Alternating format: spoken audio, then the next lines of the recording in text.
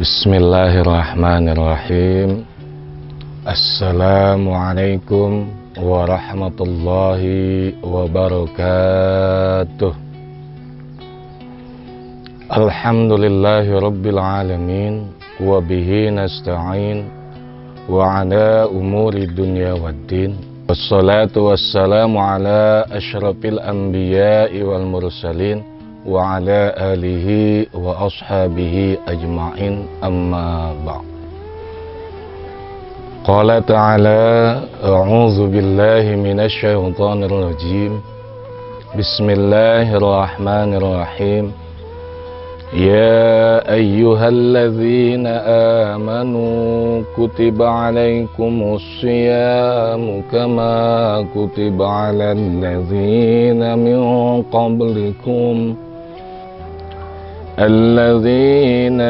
qablikum la'allakum tattaqun. Al-ayah, wallahu a'lam bimuradihi bidzalik. Wa qala an-nabiy sallallahu alaihi wasallam, innamal a'malu binniyati wa innama likulli imri'in ma nawa. Al-hadis rawahul hadis Imamul Bukhari wa Muslim.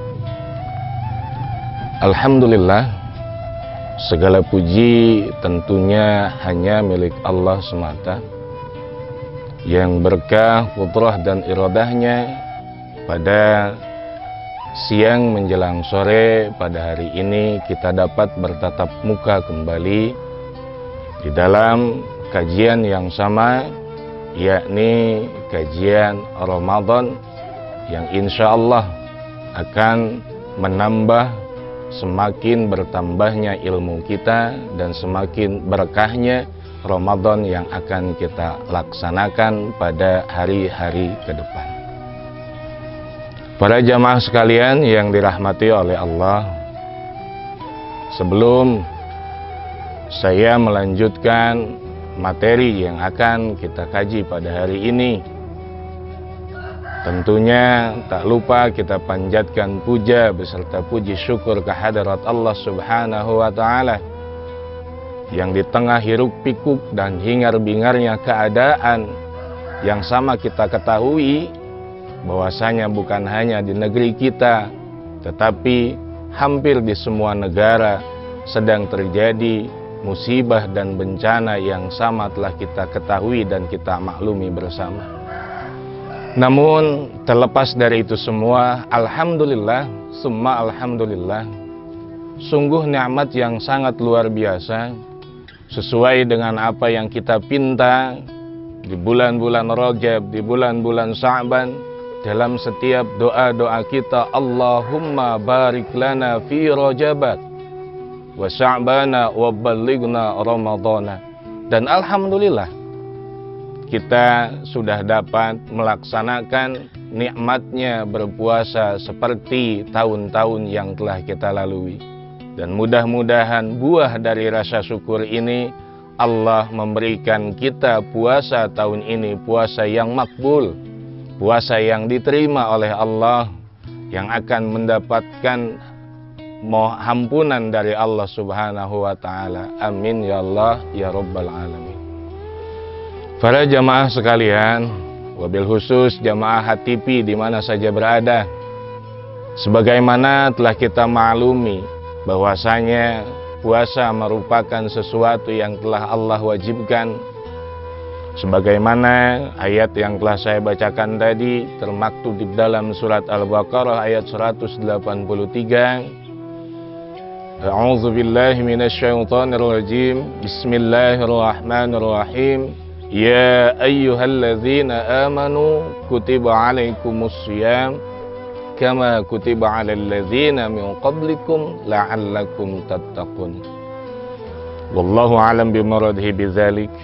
Yang kurang lebih artinya, wahai orang-orang yang beriman, telah diwajibkan kepada kamu sekalian berpuasa di bulan Ramadan, seperti diwajibkannya puasa terhadap orang-orang atau umat-umat sebelum kamu, agar kamu menjadi orang yang bertakwa.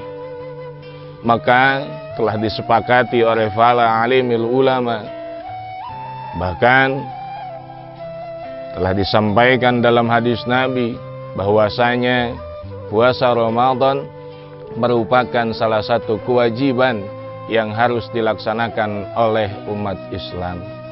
Lantas, umat Islam seperti apakah? Siapakah umat Islam yang memiliki kewajiban untuk melaksanakan puasa tersebut?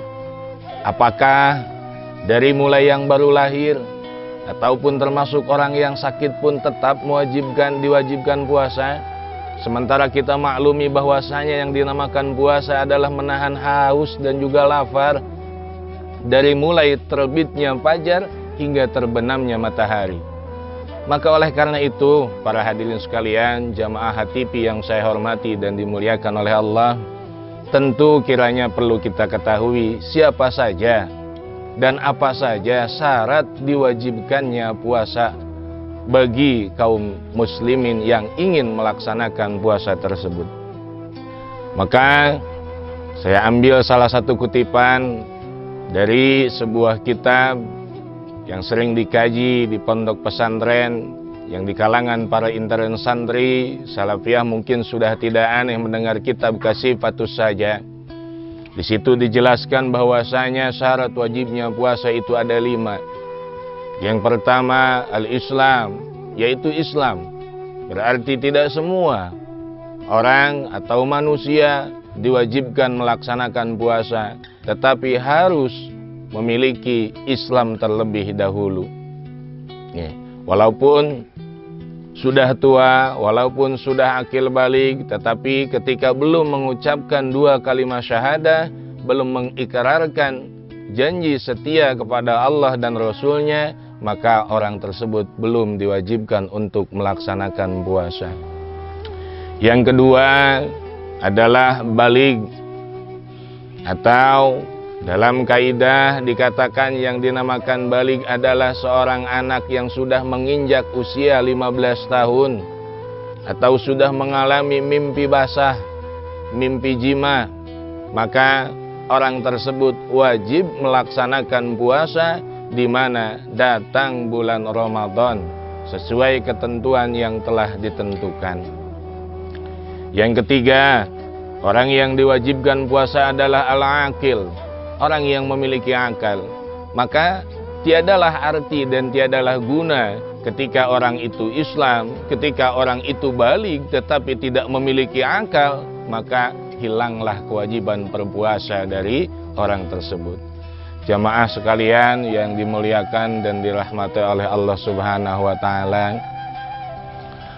Selanjutnya,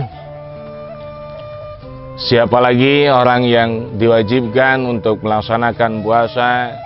Yaitu orang yang bermukim, orang yang sedang berada di kampung halamannya, tidak melaksanakan perjalanan.